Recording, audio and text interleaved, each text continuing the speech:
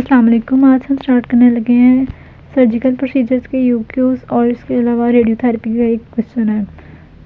इसमें palliative radiotherapy क्या होती है।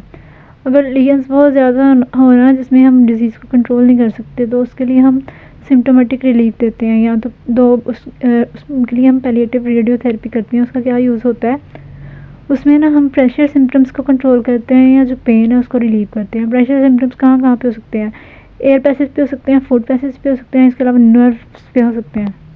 नेक्स्ट आता है साइड इफ़ेक्ट्स ऑफ रेडिएशन। ठीक है, दो तरह की टॉक्सिसिटी हो सकती है, एक्यूट टॉक्सिसिटी और लेटर टॉक्सिसिटी।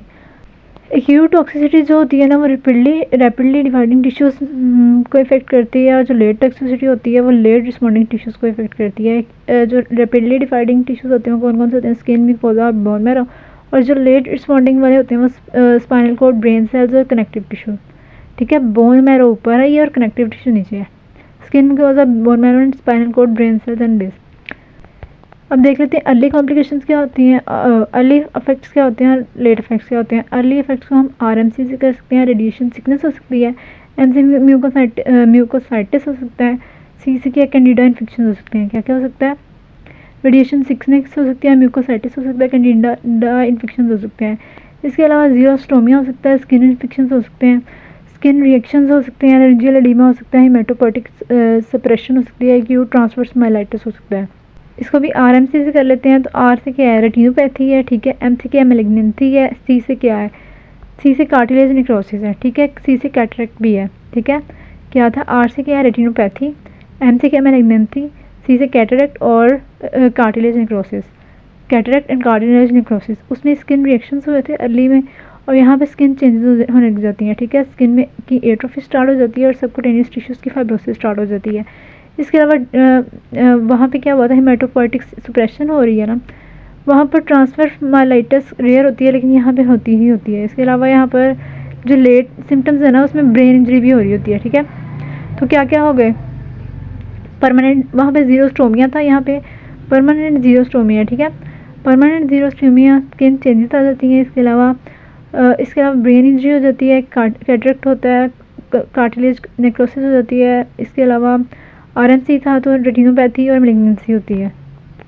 नेक्स्ट आ जाता है रेडिकल मैस्टोइडेक्टमी। इसकी क्या है, इसकी कॉम्प्लिकेशंस हैं। इसको हम कैविटी फ्लिप से कर सकते हैं। कैविटी दो है, मतलब सी दो हैं, एक तो कैविटी प्रॉब्लम्स आ जाती हैं, दूसरा सी क्या है, कंडक्टिव डेफनेस हो जाती है। एफ से क्या है, फेयल पाल्सी हो जाती है। ठीक है, फेयल पाल्सी। एल से क्या है, लेब्रिंथाइनाइटिस हो सकता है। पी से क्या है, पेरिकॉन्ड्राइटिस हो सकता है। आई से क्या इंजरी हो सकती है, ड्यूरा को या सिग्मॉइड, ड्यूरा साइनस या सिग्मॉइड साइनस को। ठीक है, तीन क्या हुआ, कैविटी प्रॉब्लम्स हो गई, कंडक्टिव डेफनेस हो गई, फेरियल पाल्सी हो गई, लेब्रिंथाइनाइटिस हो गया, इंजरी हो गई किसी को, साइनस को, ड्यूरा साइनस हो सकती है। इसके अलावा सिग्मॉइड साइनस हो सकती है और पेरिकॉन्ड्राइटिस हो सकता है।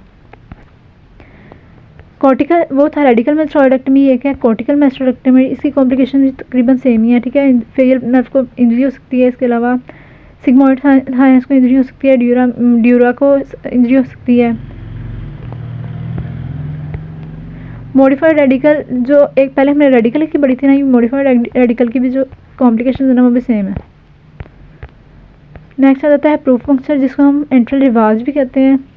एंट्रल रिवाज, इसकी इंडिकेशंस क्या होती है, मैक्सिलरी साइनसाइटिस में हम यूज़ करते हैं। ठीक है, मैक्सिलरी साइनसाइटिस में वहाँ पे हम उसकी ट्रीटमेंट में देखेंगे भी।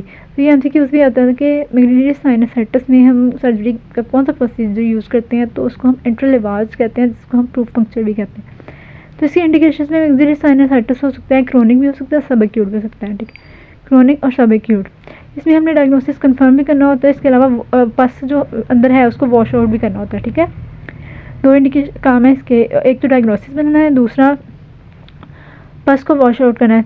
एक तो इसका मैक्सिलरी साइनसाइटिस के लिए, इसके अलावा स्पेसिमन। ठीक है, स्पेसिमन कलेक्ट करने के लिए भी हम एंट्रल लिवाज करते हैं, कल्चर सेंसिटिविटी करने के लिए, साइटोलॉजिकल एग्जामिनेशन करने के लिए। ठीक है, कल्चर सेंसिटिविटी करने के लिए, इसके अलावा साइटोलॉजिकल एग्जामिनेशन करने के लिए ताकि रूल आउट किया जा सके मैलिग्नेंसी को।